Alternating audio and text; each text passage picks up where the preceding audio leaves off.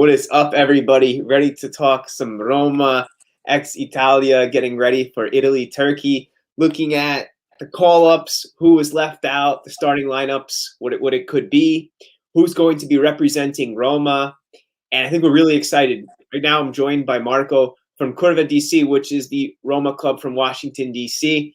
As well, I'm going to add him in.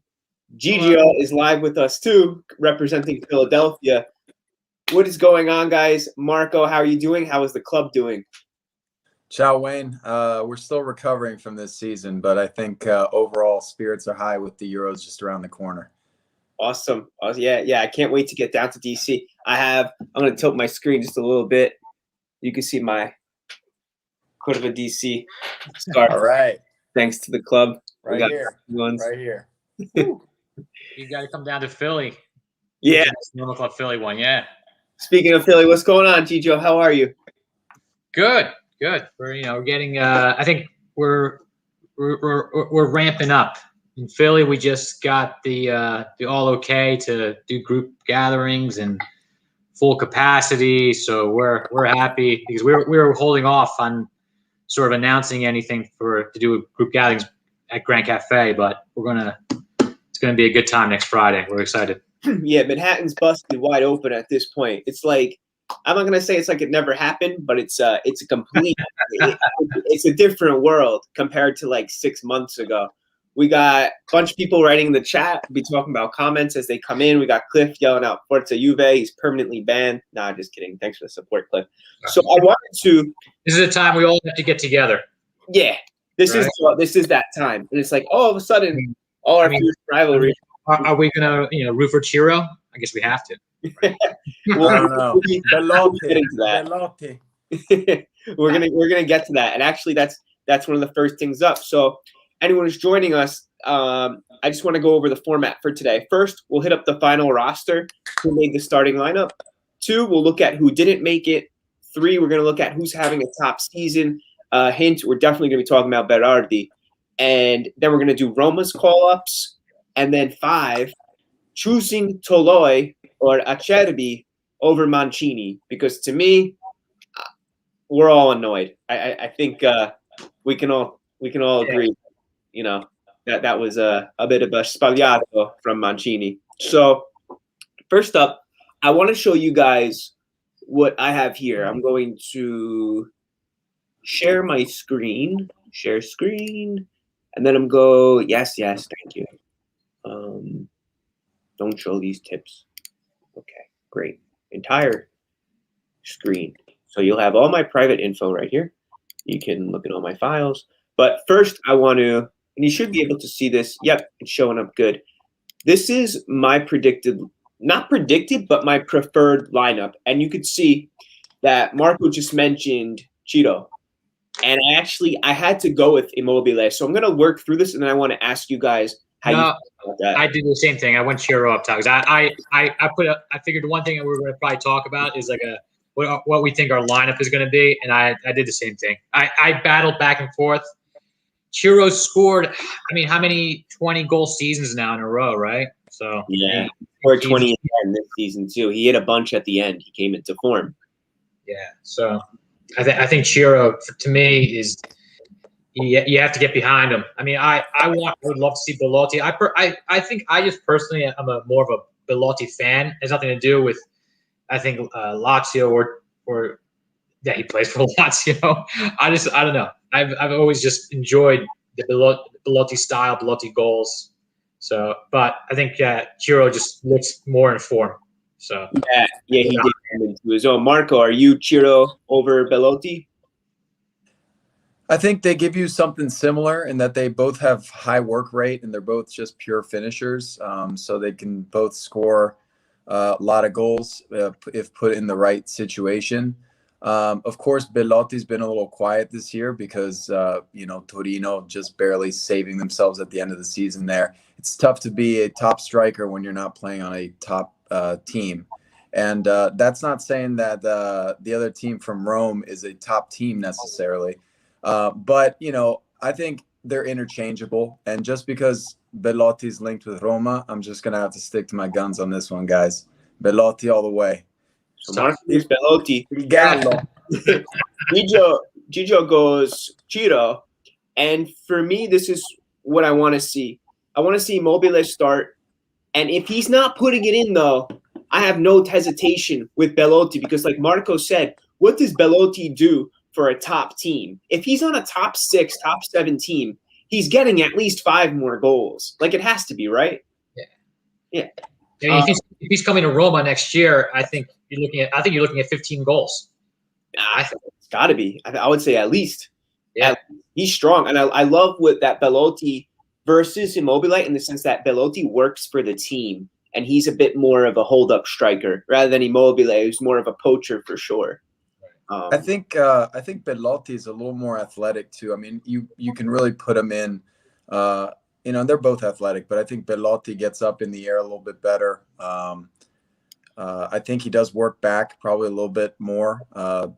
Cheeto's more focused on the attacking end, but again, they've played Belotti's kind of had to, wear multiple hats this season, just trying to drag the team along. It's just been really challenging for him to just focus on scoring goals. But I don't think it was more than a couple years ago that he was having back-to-back 20-goal seasons, right? So, yeah. And I think he had the record at some point with multiple 20-goal season back-to-back. So, I mean, Ciro Immobile can obviously score goals. I got to tell you, though, both of these players need this Euro to go well for their legacies, because I think so far they've been flat as far as the international stage is considered. Yeah, true. If Immobile doesn't show up, sorry, buddy, that's it. You had time and time again. You ran away to Spain. It didn't work out. You were in Germany. It didn't work out. And you come back 3, 4, 5 years now where he's been killing it, but he's got to do it for his country. Because if we think of the biggest players in the biggest stages, Totti showed up for the national team at a crucial time to win the World Cup, right? So how do you cement your place in that? So I totally agree that they do need a big performance to really cement that reputation for international ball. Now, looking at the wings, there's a couple choices here. I feel like Insigne has to be there. I think he has around 21 goals this season. He had a fire season and at least 7 assists. He was phenomenal this season. Insigne, not even mentioning that world-class free kick he hit for us. But I went with Berardi over Chiesa. What do you guys think about that? I noticed that. I thought that was interesting because Berardi's he's a little bit older, right? Yes. Berardi is, I think he's 26. 26. He's 23. And Chiesa is 23. Yeah. And Chiesa had a really good year at Juve, right? So it's tough. Berardi was sick, though. Berardi has, let me check my notes, I think it was 17 goals. Yeah. And I think around 7 assists. He was, in the wake of Caputo getting less time, Berardi really stepped up this season, and he did his thing. And that's why, even though Chiesa is in such good form, that's why I went with Berardi as the star. Chiesa, I feel, has had a lot more time with Mancini, though, right, than Berardi. I feel like a lot out of the younger crew that Mancini brought in, Chiesa has been seeing a lot more of the pitch. I could be wrong. I feel like I've definitely seen more Chiesa than Berardi, and that's why personally I went with Chiesa. I thought I feel like he's a Mancini guy, and that's why I think he's going to go that well, route. Gigio, you know what? We could look at the past 3 games. Let's go to the past 3 Italy games, and I have it up on who scored here. Next tab, actually. This is from March, I believe. Yes, 25th of March. And let's look at that setup. We have Berardi on the right. Okay. All right, Insigne. But then let's go to Bulgaria, which was 28th of March, so a couple days later. He goes with Chiesa. Lithuania, the most recent match, he flips the script and he goes with a 3-5-2 with Immobile and Azzurri. And then and Bernardeschi. So it's who knows? Who knows what he's going to throw out there? So let me say that I really like the way you have it set up there, Wayne, and let me tell you why. Not because I think Berardi is a better player than Chiesa, but typically Chiesa, I think, likes to play on the left-hand side. You know, to your point, you can't be sitting Insigne, right? He's the fantasista. He's probably our best attacking player, to be real. And that's also the area that he likes to occupy, pulling into the middle and having a shot with his right foot. That's his signature move. But Chiesa also occupies often that left-hand side of the field that gives him a little bit more flexibility to be like kind of that trickster. And so, I mean, you can put him on the right side, but I think Berardi also likes to do that, right? He likes to cut in on his left foot, and it gives him a little bit more of that dynamic attack, especially with one up top. Now, the other thing is that I think is crucial is I do think Chiesa overall is more effective than Berardi, not necessarily on that right side, but as a substitute coming into the game and giving you that extra bit of energy and trickery off the bench. So like maybe if you brought him in the second half, he could really cause trouble to a team that's just a little bit, fatigued. So I actually like the starting lineup you have there. You know, Berardi, he's got to prove himself on the international stage, but I think Chiesa on the bench to start is a good move. It would be tough to keep him on the bench if he had a really good game coming in. First, even second game, because he's just that good. Yeah, I feel that. It is really hard. And you're right, too. At Fiorentina, Chiesa ripped it up on the left. He wasn't scoring the way that he's scoring this year, but that could be such a threat off the bench or in exchange or in a more fluid attack. And looking at this midfield, everyone is going to say Barella. Nicola Barella is the MVP of Serie A midfielder. And then Locatelli. I think some people could go with Jorginho here, but Locatelli to me is a superior player. But I should say that I'm not an expert with Jorginho. I don't watch him. I don't watch Chelsea a lot. I like that team. I loved how they just won the Champions League. Yeah, I think that's pretty much your answer right there. He's the brain of a Champions League winning team. So Gio, would you take out Locatelli for Jorginho? Yes, you would. I would.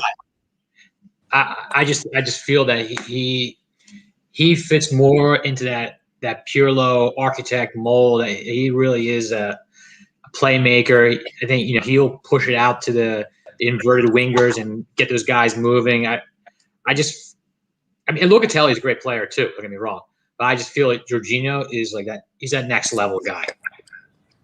Marco, what do you think? Yeah, I'm gonna have to agree with both of you guys. I think Jorginho, again, in championship scenarios, in tournament scenarios, you want to stack the team with people who have won stuff, right? I mean, you got Locatelli had a fantastic season for Sassuolo. He was a standout for Sassuolo. Sassuolo had an interesting season. And he's got a lot of great attributes. But Jorginho, I think when you pair him up with the other players on the team, you give Barella a little bit more free reign with Jorginho sitting in there. I think I remember throughout the season, Locatelli kind of liking to get forward as well. But Jorginho just definitely likes to sit in there and be kind of, to Gigio's point, kind of a little bit more Pirlo-esque, receiving the ball a little bit lower lying on the field. I think Jorginho and Barella are a lock right now. It's that third player, and we saw Sensi's injured now. I would love it for it to be Pellegrini. If Verratti's healthy, that's going to be tough to leave him out too. So I actually see Locatelli in that spot. You like Locatelli there? Yeah, I can see. Like, I'm with you. Like, I would like to see Pellegrini there, but you have Pellegrini, Verratti / I have Locatelli, Pellegrini / there. Gotcha. You're making guys make convincing arguments. I'm second guessing myself a little bit because I'm thinking, if Locatelli's moving up a bit more, well, I kind of like that anchor role a little bit. That Jorginho, if he's going to be, being a bit fluid. The thing that worries me about Jorginho is when I look at Locatelli, he's just bigger and stronger, and I think he adds a dimension that Jorginho cannot. But on the other hand, you have who's possibly an elite regista in Jorginho. Right. That's a hard choice. Yeah, no, I think to reiterate what Marcos said, it's Jorginho. He'll be the anchor there, but who's to say that at certain points of the game, Locatelli and Jorginho don't swap out positions or whatever. But I think that to start the game, I think Jorginho is in that spot. Maybe you just leave them both on the bench and put in Cristante, huh? Yeah. It wouldn't be a bad choice. Get a couple own goals. Cristante had a nice little end to the season there. He definitely did. He deserved the call-up, in my opinion, for sure. There's things that make me feel for Cristante because he's had his position change time and time again, and that those little movements which become second nature over time. Once you start to take the player out of their accustomed role, I feel like it hurts them in a way, or it definitely doesn't do them any good. I mean, it might be nice that they're getting more playing time for themselves, but I like the idea of being a master of one position rather than a jack of all trades. But so, Wayne, don't you think he's on the national team because of his versatility? Yeah, I do. Yeah, having that guy, that jolly, as they call it. Yeah, it's like very much like Florenzi, right? Yeah.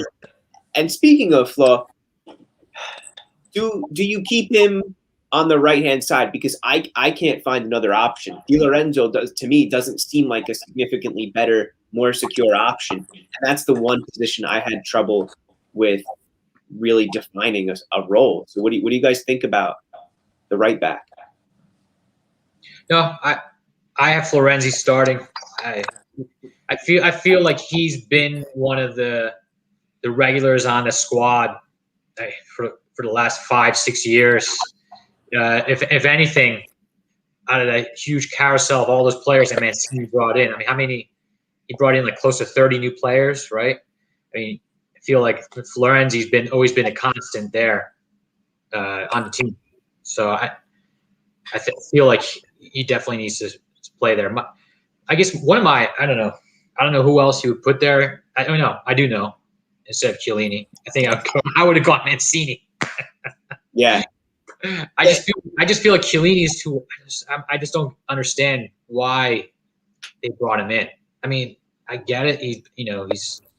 They need some older guys, but I mean, I have him written down as a starter too. But who else do you start at that position?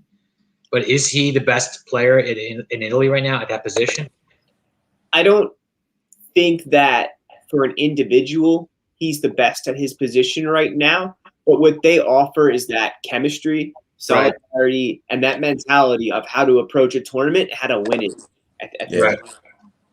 I wouldn't touch that with a 10-foot pole. The right and left foot, right? The good pairing of those two guys. Now, Spinazzola is typically a left wing back. He's not someone – he's better in a 3-5-2 than he is as a typical left back in a back four. But the alternative there is Emerson, who actually hasn't played all that much at Chelsea. I'm not sure if he was injured or if it was a technical choice. I believe it was a technical choice looking at his stats. So Spinazzola, to me, I think he's going to be the set starter on the left. And the only thing that worries me is the pace. So Spinazzola to Chiellini, that's not a really balanced distance between the two. One's really fast and pushes up, and the other is somebody who kind of sticks to his ground. And the same with Bonucci and Florenzi. So I'm a little worried that an opposition is going to look to exploit that space. No, I agree. I think Spinazzola is a little bit of a liability. That's why I would personally go with Emerson. You would? Yeah. So I think, you made a point, Wayne, especially talking about the wing backs. I think the wing backs are our weakest point right now. It's like we have the players for a 3 in the back, right? But Mancini doesn't play that system, right? And he's had a lot of success. So, who am I to say switch formations by any means? He's had a lot of success, obviously, with that formation. So the only thing I'll say is, Florenzi, I think, is a lock right now as a starter on that right back position. He, reinvigorated himself over at PSG. I think Di Lorenzo's a bit of a question mark, but, he's athletic. He can get in there. He plays pretty well with Napoli.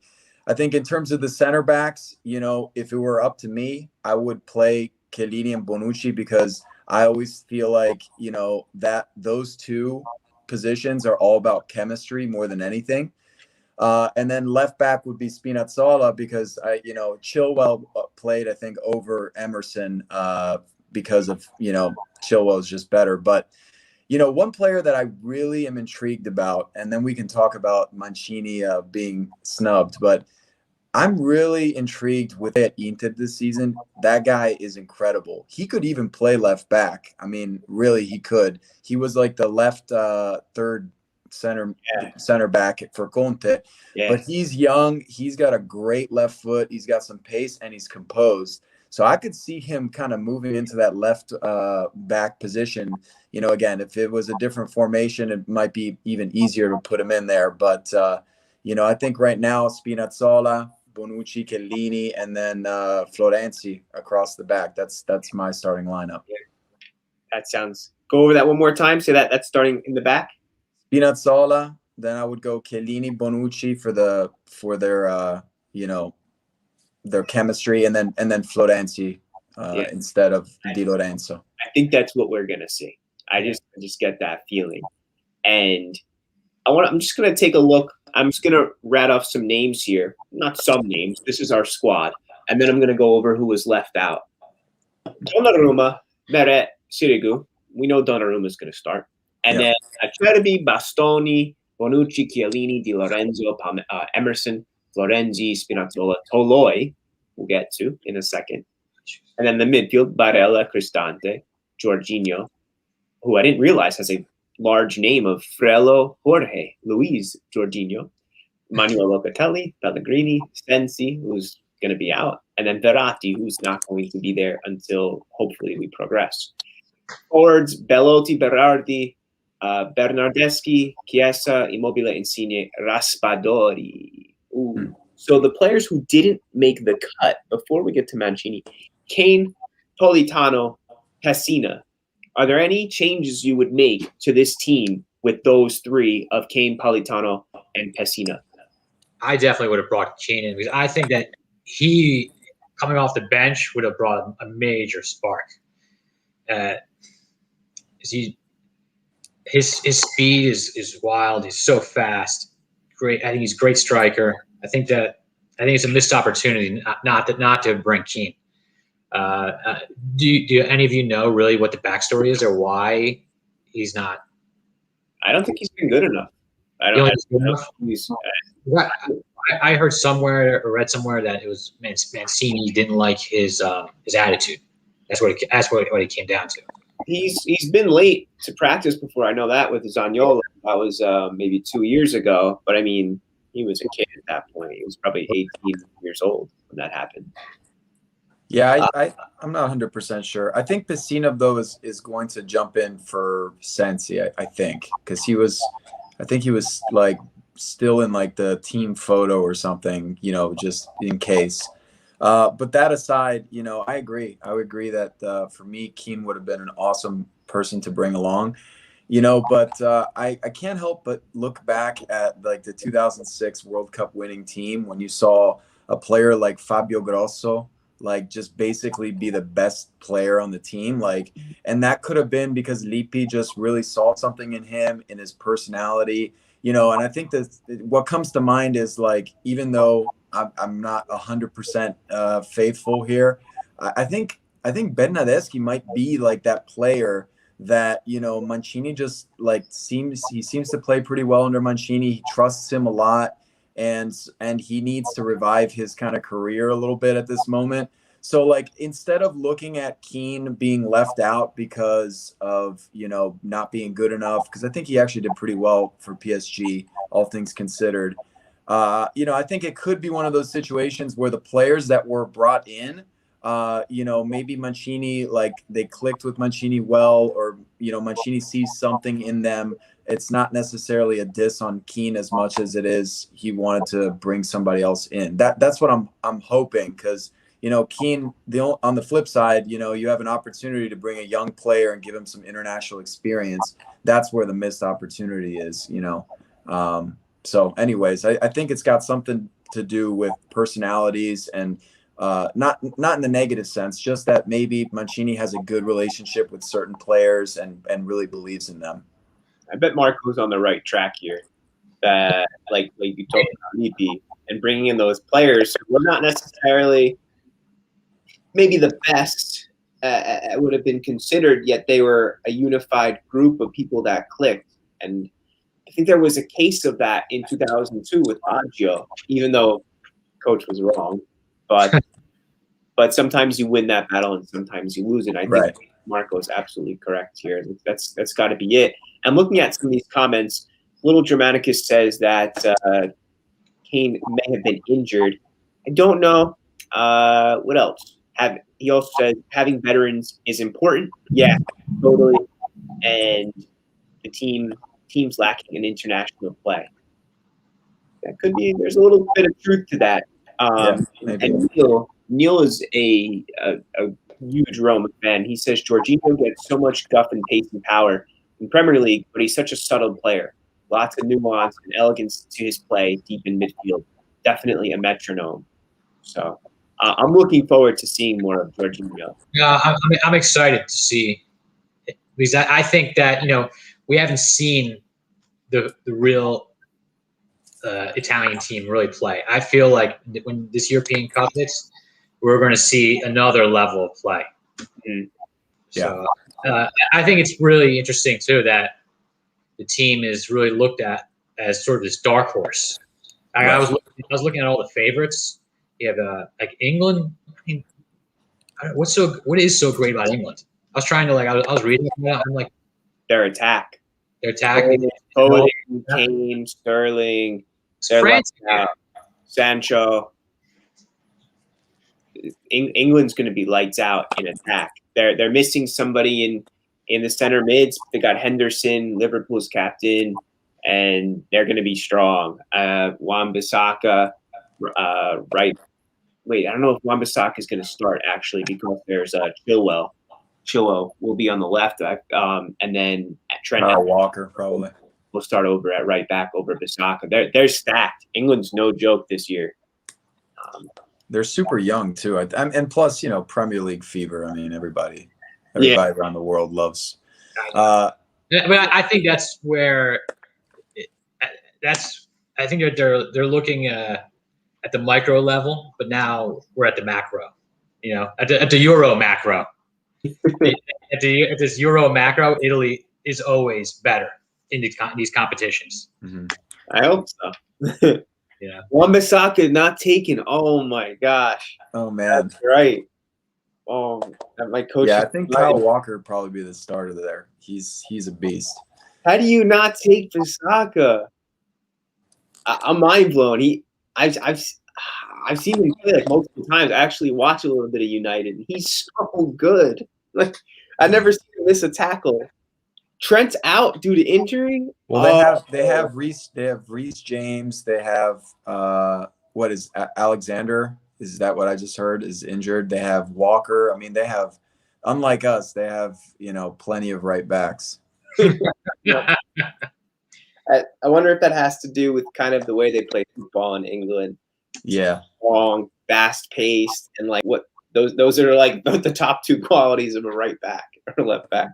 Be strong, have pace, and know how to make a decent pass and know how to tackle. That's like England 101. Right. So I want to look analytically for a second. I'm going to take the screen here. Again, share screen. I'm getting used to StreamYard still. I like it, though. I like this little format. So let's look at Mancini first. And I'm going to zoom in on his defending here on the right-hand side. This is Sofa's score. I just started to use them over Who Scored. Who Scored's pretty good. I don't have Y Scout. That I'm not working for an official team as a scout.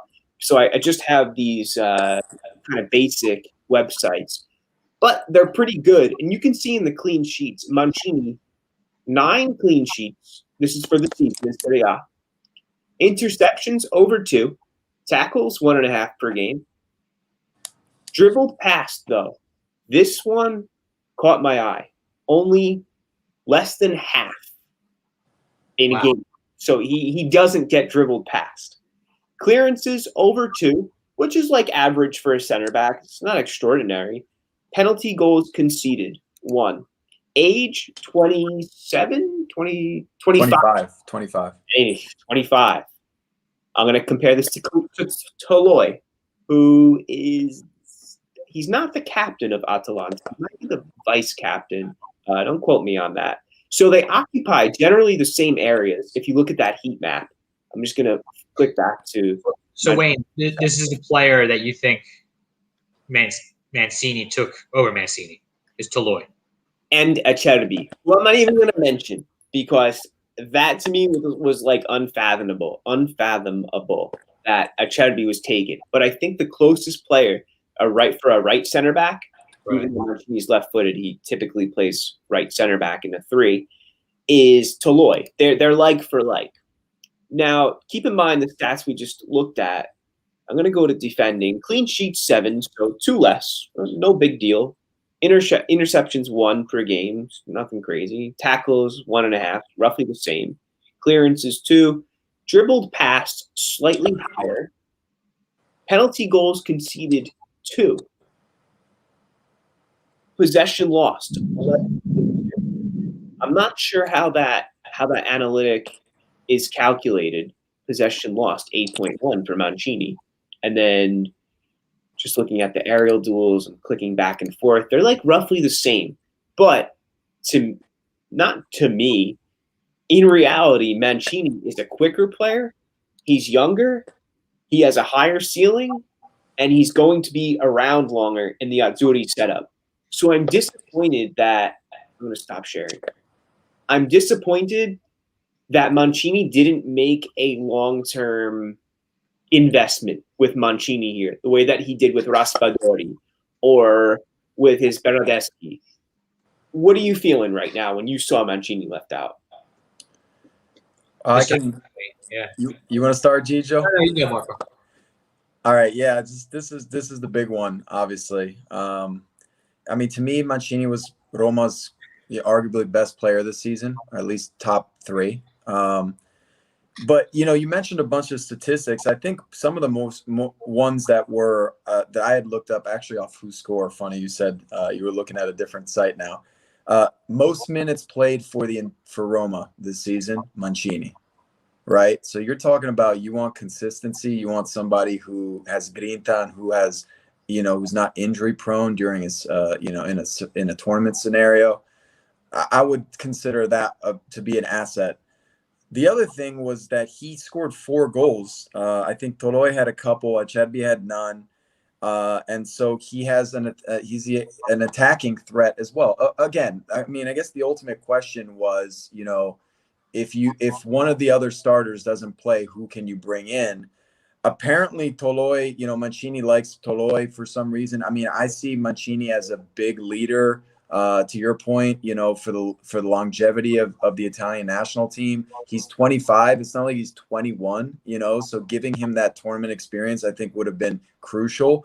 I thought the biggest issue that Mancini had was his yellow card. Like, it seemed like every time you were watching him, he was getting a card every game. So I thought that maybe that's why he didn't get called up. But then when you look at Toloi's season, he had just as many yellow cards. And Acerbi had 3 less, but he also had a red card. So I thought that's why Mancini wasn't brought, because he was going to be a liability with cards and stuff like that. But again, considering the fact that he wasn't going to be the starter and that he has more offensive attributes, he's also played defensive mid a bunch of the season. I was just blown away by the omission of Mancini because of so many reasons. But I mean, at the very least, at the very basic one is that he's 25. He is the future of the national team. why wouldn't Mancini bring him on? There's got to be something with personalities there. That's all I can think about. Hey, Joe, what are you thinking? It's actually probably the most disappointing omission for the team for me. So I actually waited till the final cuts were made to order my jersey. So like I was leaning towards getting a Mancini shirt because I love, like, if you not even looking this year. So those stats that you showed, Wayne, was that flat? This was just this past season. That was this past season. Yep. I actually think the season before, when he was paired up with Smalling, I mean, that was like a brick wall back there. Yeah. Like, you could not get past those guys. So you paired up Mancini with Bonucci, I mean, forget about it. I mean, that, to me, that's – I know that they're trying to get away from Italian soccer, but Italian soccer in an international level it's not sometimes about winning. It's about not losing. And not losing means having an awesome defense. Yeah. And when you put a stone wall together in the back line, that's what will not let you lose a game. That's a great point, Gigio. Atalanta was super healthy this year. How the hell they were, I have no idea. Meanwhile, Mancini, like Marco mentioned, our most active, most used player, probably our most important player, and never has a consistent starting center back with him. There's no chemistry. Those stats you showed me are fantastic. Yeah, because of those reasons. He's playing with a B-level back line. Yeah, and there's no accident as to why every now and then we'll see in the news, Manchester United after Mancini or Liverpool looking at Mancini. There's no secret here. He's awesome. So yeah. I think Marco's right that there must be maybe some sort of keen thing going on there where Mancini and Mancini just don't get along, and there has to be something else there, because he to me he's like you said, he's the future of the national. He's the team. Like, I feel like he has to be on that World Cup team next summer too. I mean, it's like got it. Yeah, it's got to be. Well, right. He's on the Euro team, so it's like right. And I have to take something back. I mean, I did say earlier that, like, I think the most important thing at center back is chemistry. So that's why I would play Bonucci and Chiellini. But earlier I said, it's obvious who the starters should be, this and that. I mean, I actually thought Mancini could have started, you know what I mean, for the team. I mean, I think he's that good. And I'm not just being biased being a Roma fan, you know what I'm saying? Like, I really think, like, when you think about the future of the national team, we just talked about it. Bastoni is one of them. And then you have Mancini. I mean, who else is the Italian national team future? It's those two. There's someone who plays for Hellas. Oh, Christ, what's his name? No, not Faraoni. Faraoni right back. Let me get it for you. I think he's going to be good, but he's way too young. So it's Bastoni and Mancini. That's the future back line. And I'm jumping over to get this guy's name. I know because he came up in the news about 9 months ago. Not Magnani. Piero Lasagna. Dichotomy? Maybe no, he left. There was a center back that Hellas had, and he's been doing pretty good. Yeah, it might have been Dichotomy. It wasn't Faraoni, was it? I think Faraoni played right back. No. Oh, Lovato. Matteo Lovato. Yeah, he might be good in the years to come, but yeah. Where's Eder? Eder is retired in Turkey. I have no idea. That's a great question. All right, so I have no more comments right now. I'm going to say something, and then I want you guys to go off and say whatever you want before we end. Roma's call-up: Spinazzola, Cristante, Pellegrini, Florenzi. You can talk about anything you want to in the next few minutes. Well, I mean, I think one of the guys that's missing there is El Shaarawy.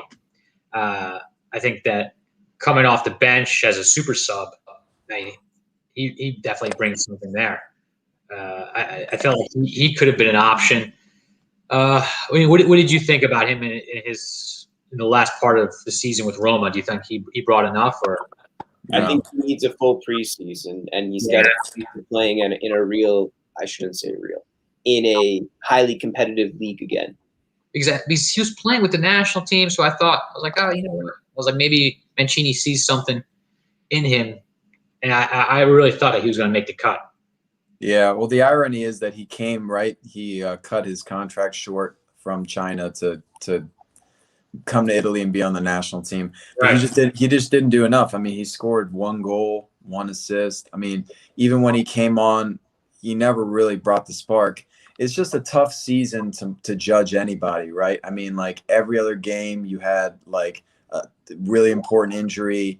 It was just a terrible season overall. Everybody was a little bit down. And so like you try to throw a player in the mix there, it's sometimes it's hit or miss, but he just didn't do enough, right? And some of the players that we are seeing right now, is he going to play over Chiesa? No way. Insigne, no. Berardi, no. Bernardeschi, maybe, but again, he may be the ace under Mancini's sleeve, and then Raspadori, I don't know. Raspadori, 80th minute super sub. That's all. That's what I was thinking. Right, Raspadori, maybe. I mean, I don't know. So, in my opinion, like, I really want to see Spinazzola do well. He just needs to stay healthy, of course. But I think that the international competitions are always like, what I love about them is at the end of each international competition, you go, who are the players that, really stood out? Because those are the players that big teams are going to start putting money towards and all that stuff. I think Pellegrini has an opportunity here. Off the season he just had, he's more mature. He has a really good skill set with his passing range, his flair, his, when he decides to have a good free kick here and there, he can do it too. I just think it's an opportunity this Euros for him to stand out. He just needs to kind of win that spot, and then if he gets a hold of it, he needs to really play well, and then you'll hear everybody talking about Pellegrini, the Roman wonder again. Like they were a couple seasons ago. He could be that one guy that nobody's really looking for to really step up. I mean, when I look at the lineup and I think about what is the most important part of everything, it really is the middle three of Barella, Jorginho, and hopefully Pellegrini. And I feel like those guys will, if those are that's like the MVPs right there. If those guys are going to get us to win, those are the three guys. I would say the most disappointing thing going into the Europe though is not being able to see Zaniolo play. I think that I really thought that if he came back maybe a month or two sooner, he would have had a chance maybe. But it's definitely disappointing not being able to see him. World Cup, baby. Number 10, Zaniolo coming at you. He's going to be walking in with a medium, just like can't even tie his shoes, Bursting through. I feel like I think of Zaniolo, and the meme with that silly dog? Yeah. Like buffed up like Shiba Inu? Yeah. I feel like there's the little dog in the corner, and Zaniolo is like the big buff dog. It's like that jacked kangaroo, you know what I'm talking about? I think that new buff look goes well with his playing style of like a bulldog, just running through everything. Hopefully it doesn't mess up his agility. That's the only thing you gotta get concerned about when people start bulking up, Yeah, that's true. You see too many of those guys at the gym, all arms and then pencil legs. So last question: if I'm gonna get a shirt, maybe I'm thinking about it this June. Should I go Insigne or Barella? Between the two? What about? I mean, you can do Pellegrini. Yeah, I just ordered my Pellegrini shirt. Lucky number 7. Barella though. Barella, man. He's I would go maybe for Florenzi. Yeah. Well, speaking of players that are really, are gonna get some offers at the end of this, I think if everything goes to plan, Barella, everybody's gonna realize Barella's probably top 5, maybe even higher, top 5 midfielders in the world. Yeah. You're gonna see some offers for that guy. Now that's if Italy does well. Yeah. It's true. Yeah, that's interesting with Inter crumbling, but right. If things go Marco's way, I think Belotti. Belotti. That's the shirt right there. Don't do too well because we still need him at Roma. Hang in there, like just enough. Maybe like 2-3 goals. Yeah. I realized when all the chatter talk about the signing him kind of like dwindled down. I was like, oh, I see what's going on. We're gonna wait till after the Euro Cup to see if he gets Yeah, they'll do that.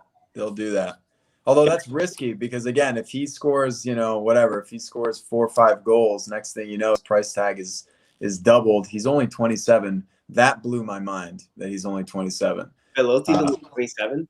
That's what I saw. Unless he just turned 28. I feel like he's been around forever. I know. So he's still in his prime. I mean, this is his opportunity now to be on a bigger team, and hopefully the fact that we got Mourinho, something that we haven't talked about yet, by the way. But since we got Mourinho, I think there's actually a chance that we get somebody like at that level. Yeah, it's more likely than ever. Right. Put it that way. If there was ever a time to acquire those types of talents, I think it's the future is now. Yeah. I think we should reconnect after a few games if you guys are down for it. Yeah, definitely. Yeah, of course. After maybe we play Switzerland, we got Italy. We got Italy, Switzerland, Turkey, and the third team Wales. Right. So following one of those, let's reconnect. Let's do this again. Thank you everybody for your comments. Thank you, Marco and Gigio. Super insightful. Pleasure. Go ahead. Do we want to have? What do you got? How far do you guys think they're going to go? I don't mess with that. I'm Sicilian, so I'm supernatural. I'm asking, what's the word? What's the word? Help me out. Superstitious. Yeah. Scaramanzia. Yeah. I don't mess with that. I mean, how do you talk about some games and not say who do you think's going to win? I don't. I never say it. People are like, so if you ever notice, I'm very non-committal when I talk. So I'll be like, I would. I never say this is what I would absolutely do. I always float on the surface. I just like to put my toes in. I'm not a big jumper.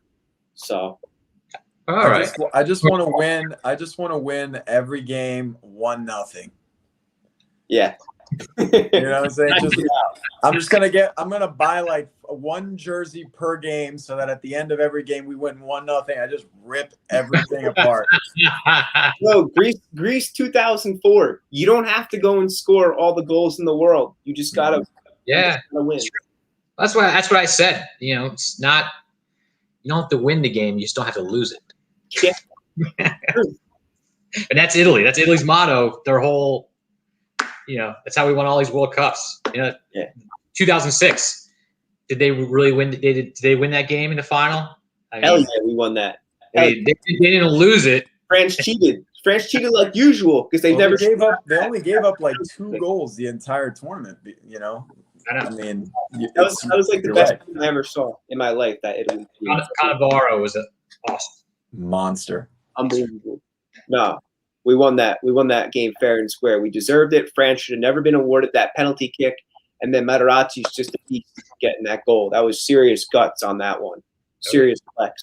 Roma Club Philadelphia on social media and Roma Club DC. Are you Curva DC or Roma Club DC on social media?